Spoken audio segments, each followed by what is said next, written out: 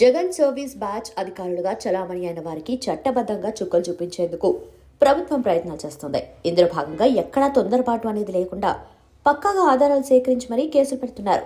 ఒకే రోజు ఐపీఎస్ అధికారి సంజయ్, ఐఆర్ఎస్ అధికారి విజయ్ కుమార్ రెడ్డిలపై కేసులు నమోదు చేశారు. వీరిద్దరు చేసిన నిర్వాకాలు అన్నీ ఇన్ని కావు. ఐఏఎస్ హోదాలో సంజయ్ నేరుగా డబ్బులు కాజేశారు. సదస్సులు పెట్టకపోయినా పెట్టినట్లుగా బిల్లులు పెట్టి కోటిన్నర కొట్టేశారు. ల్యాప్టాప్లు, ట్యాబ్లు కొనకపోయినా కొన్నట్లుగా బిల్లులు పెట్టి తన బినామీ కంపెనీల ఖాతాల్లోకి డబ్బు పంపేశారు. విజిలెన్స్ విచారణలో పక్కాగా దొరకడంతో నివేదిక ఏసీబీకి వెళ్లింది. వారు కేసు నమోదు చేశారు. రేపు మాపు అరెస్ట్ చేసి జైలుకు పంపే అవకాశాలున్నాయి.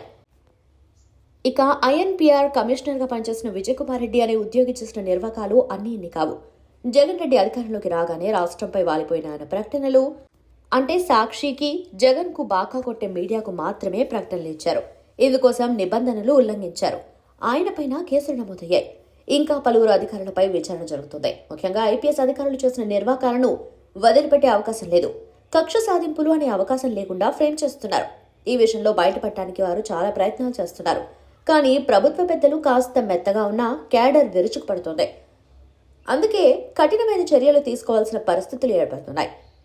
కొత్త ఏడాదిలో చాలా మంది జగన్ సర్వీస్ బ్యాచ్ అధికారులు తమ కెరియర్లో చేసిన తప్పులను గుర్తు చేసుకుని కన్నీరు పెట్టుకోవడం ఖాయంగా కనిపిస్తోంది.